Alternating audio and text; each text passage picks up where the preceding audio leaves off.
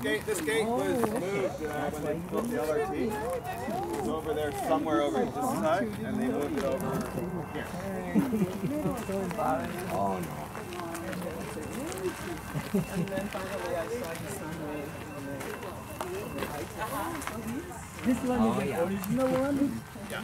1889? It was moved, yeah, from there. When they built the LRT there. This goes back, it's funny you mentioned about they got nothing on it. Again, to really re-emphasize that concept, most of the early graves were Presbyterian Scots. So they don't have a lot of ornate, there's not like all curlicues and saying, very austere, very plain. Because again, the whole idea was you don't compete with God, you have to be a bit humble. This was the thinking at the time. It's amazing things like that.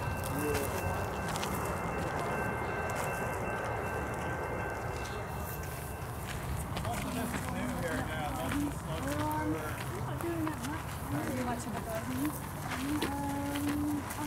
About 60,000 people buried here, and there's about 20,000 marked graves. The rest are just wherever. But I did see that because it was really in the ground, for some reason.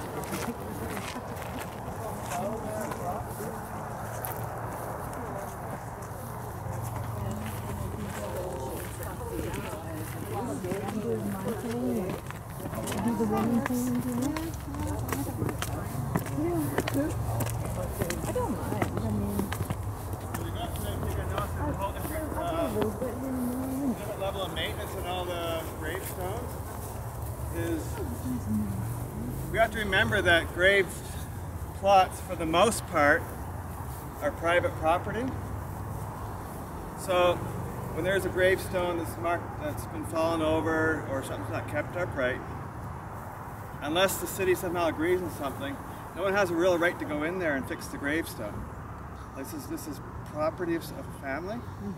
So when things crumble or fall apart, it's the responsibility of the family to take care of that, unless they have some other type of arrangement for care of that piece of property.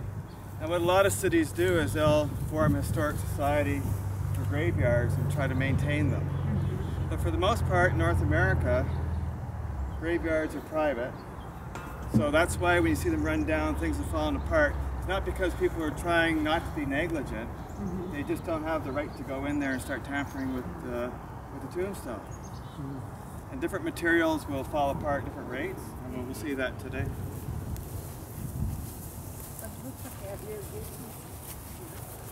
This would have been a graveyard at once. There was only 1,000 people.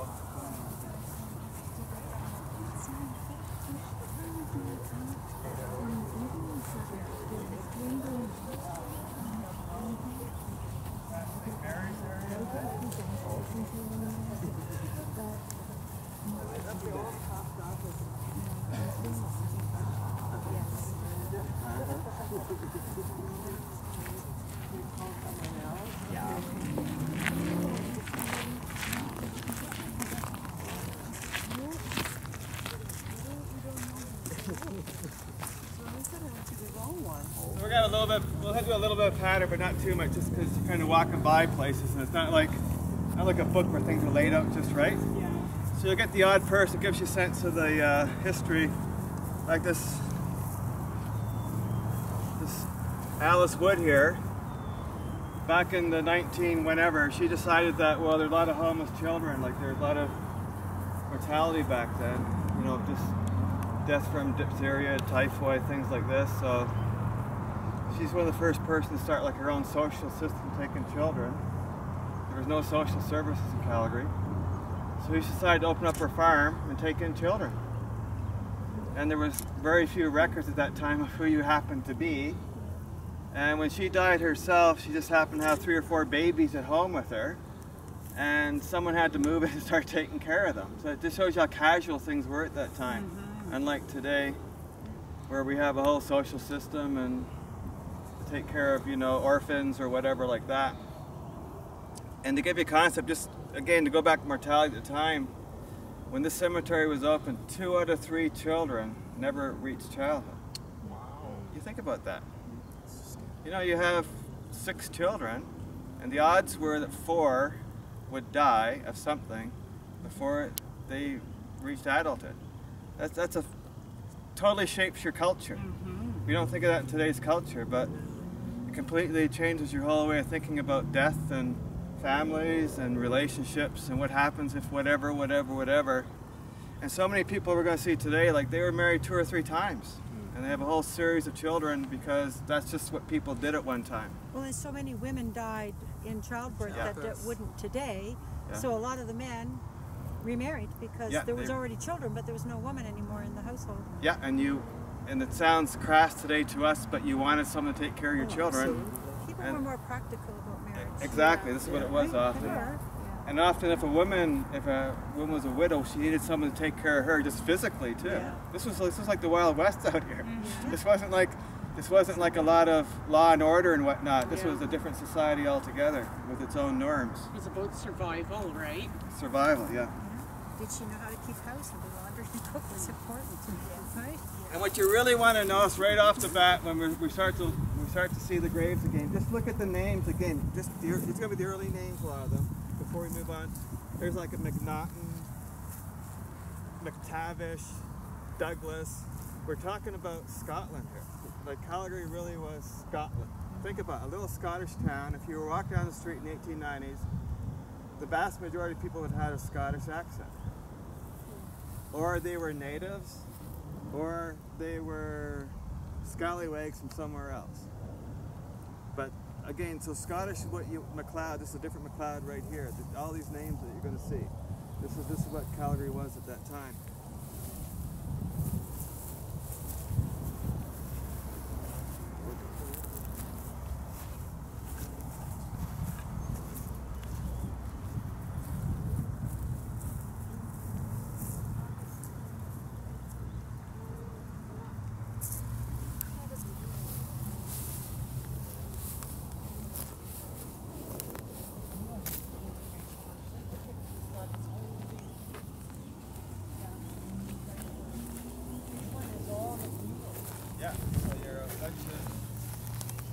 A bunch of guys in kilts. I don't know.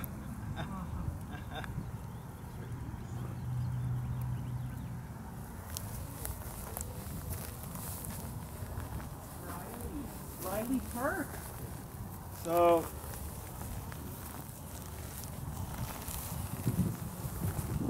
from the early beginning, you start to get a little bit of a split in Calgary. You get the Scotch here, there's Presbyterian, and they're very austere and whatever, but they're also Scottish. They're very aware of this. Then you get the English coming in.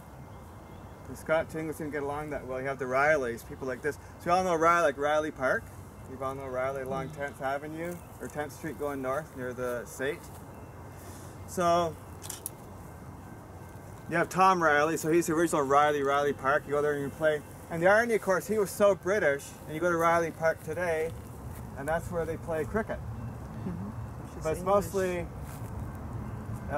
East Indians playing cricket, New Canadians, and the irony was, because the British take cricket to England, and here's Tom Riley, the quintessential, I hate to use the word, in his time, you have to remember his time.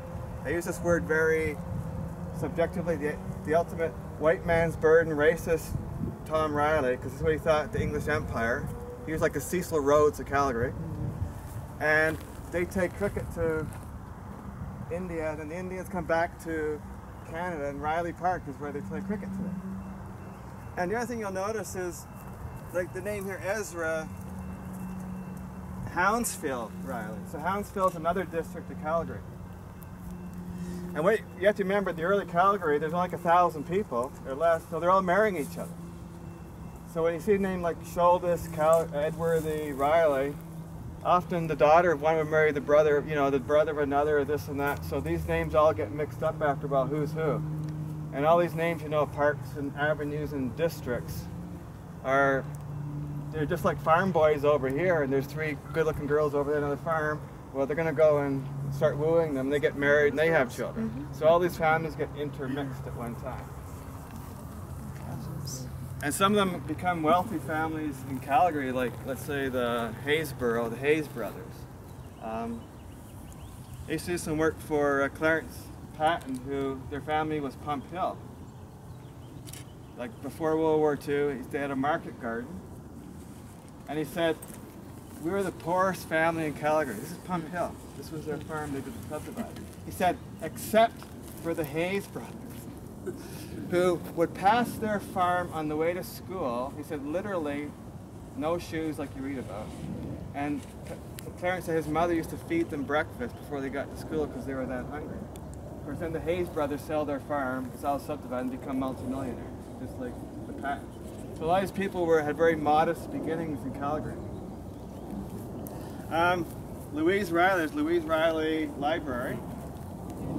We're all a little young and we're not from here, most of us. No one's from Calgary here. It's kind of neat. If you're 70 years or older in Calgary, named Louise Riley, every Calgarian would know her, without a doubt. Because she would go on the radio, early days, and she would read stories on the radio.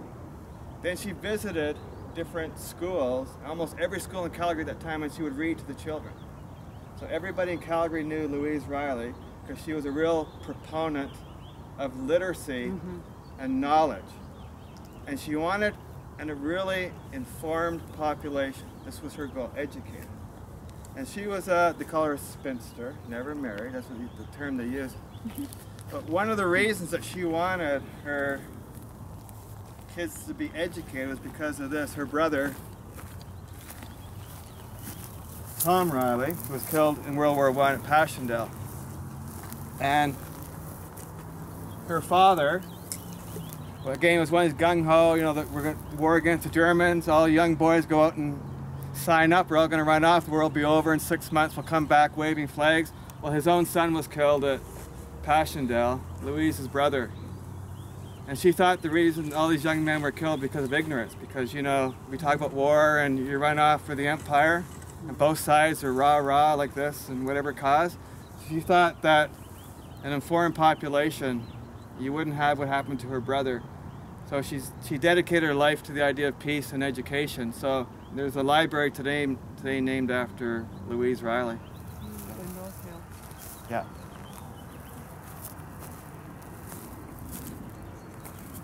Let's go down here a second.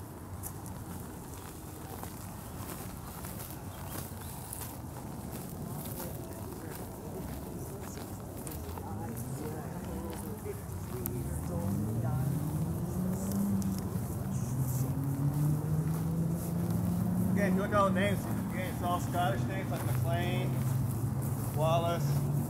That's the ultimate Scottish name. Gophers like it here too. Gophers Yeah. like it here too. They're all boy gophers.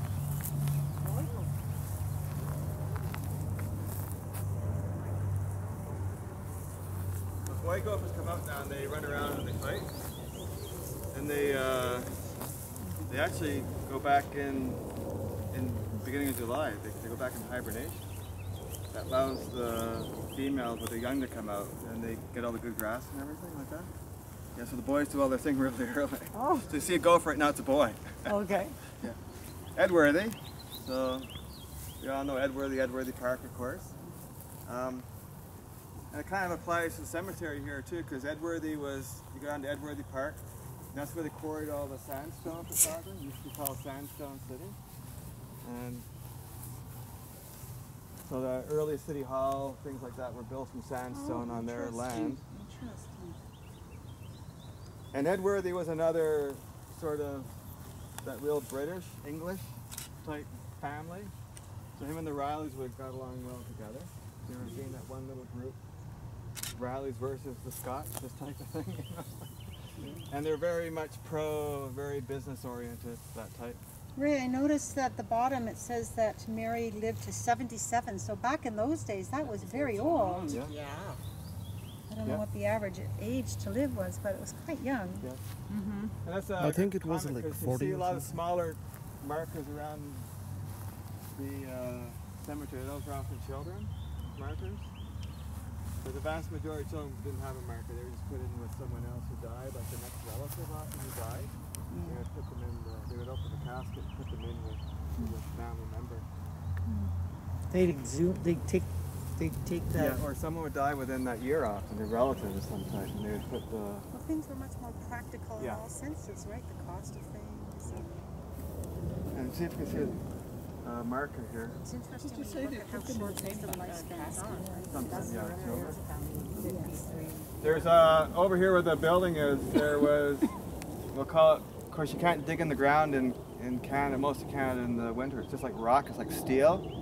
It's not even a matter of wanting to go underground. It's just like clunk, clunk, clunk.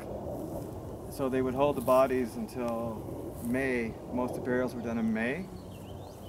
And so often between that time and May, someone else might have died, a relative, and they'd use the same casket or opening in the ground. We'll say maybe a little casket beside it, something like that.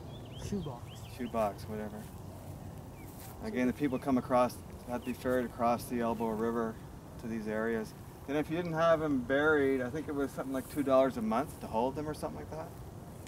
But the vast majority of people never were formally buried. They were just put in the ground with the service. So 2/3 of the people don't even have a marker on the ground here. Or they were wooden markers, things like this. They don't have a stone marker. And I don't know if I look around here, we can see one. We'll see them later on, but the sandstone graves from Edworthy Park, they're all crumbling for the most part. They're falling apart. I don't see one right here. There's one sort of an arched one over there a little bit. You can see beyond the cross there. But most of them are literally dissolved. Then you have marble, which are the ones that'll stay almost forever. They're like the darker ones. Yeah, and it's always surprised you because they could be like from way back and you think, gosh, it looks brand new today. Oh, the base of this one is sandstone. See this one, the marble on the sandstone. The sandstone below it is falling apart. That's granite. Then sorry, that's granite. That's granite too. Sorry, that's granite. I meant yeah, that's granite. Then there's marble. Usually the white ones are marble. Yeah. Oh, okay. So marble is a bit more durable, not completely. But So there we had Riley and Edworthy. So those are the two real British guys going back. And over here.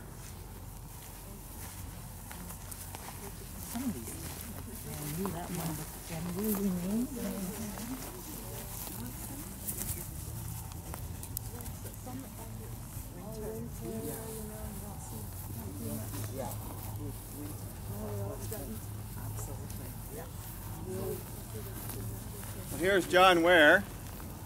You know, you always think, you know, Canadians are a pretty tough bunch. You think of our whole ancestry, you know what we're made of. You know, you can travel elsewhere in the world, but you realize just, you know, our stock, what we came from, people coming here. Here's John Ware. slave guy, right? Yeah. He was born in 1850. In the southern U.S., he's black, he's born a slave. This guy was born as, you think of this, before the Civil War. And after the Civil War, got his freedom, made his way up through the United States, up into Canada. And there's another guy over here, Sam Livingston, very similar story. He's a white guy from Scotland. But what they would do is, Calgary was pretty much just empty fields. There was no trees, there was no anything. It was pretty much, there was not too much of anything here. And these guys were really smart. There was no horses in Alberta hardly either. And horses were very valuable. And when you read about, you read about wild horses on the prairies or in the States, if sometime go home and look at Wikipedia and look at wild horses and it'll just blow your whole mind away because you think there's a little herd here and a little herd over there. No, there was like 10 million wild horses in the United States in the 1900s on the prairie. In the Kootenay Valley in British Columbia, at times there was a couple 100,000 wild horses. We're not talking a few dozen here and there. There were like hundreds of thousands of wild horses. And John Ware was smart. What John Ware realized was there was no horses up here, and horses were valuable, except for a few horses. So when he started to come up with his cowboy friends from the southern U.S., and they worked the ranches in Texas and this, they realized if they round up wild horses and brought them up into Montana and into Alberta, this was like their stake in life. They could sell their horses when they got up here. So what they did was they got as many pregnant mares as they could. Now they knew, unlike the movies, they couldn't tame the wild horses. So I don't know what they did with them once they gave birth, but of course it was when they gave birth to the new foals, Yeah. then that's the ones they would train, and that became the stock of Alberta horses, was the foals from wild horses that mostly John Ware and people like him brought up from Calgary, from the States. So they bring up herds of 500,000 horses into Calgary. They would mate or they'd be pregnant, and then that's the stock that became the wild horses here. So he became... So then he wasn't poor any longer. But it's interesting, he wasn't poor, but like a lot of early cowboys to Calgary, after the population got to be 300-400 people, it was too busy for him. So he moved on to where today is Dinosaur Provincial Park, up by Brooks. And if you go in Dinosaur Park, there's a cabin there. That was his homestead where the park is today. That was John Ware's ranch that he moved on to. So he ranched here, and he ranched out in the Brooks area out there. It became, we'll say well off. You know, think of that well off. But here, you got to think of that like, you know, a black person in the British Empire coming up here and made something for himself. You think about that. They have a lot of resolve. These guys were just, they dug down deep, you know, somehow. They were really remarkable people. So he probably didn't have much education, but he must have actually been pretty smart. Yeah, and he had lots of children. I know that. He had lots and lots. I think he had 11 children or something like this. So. Out of the same woman? No, I'm not too sure. I don't know.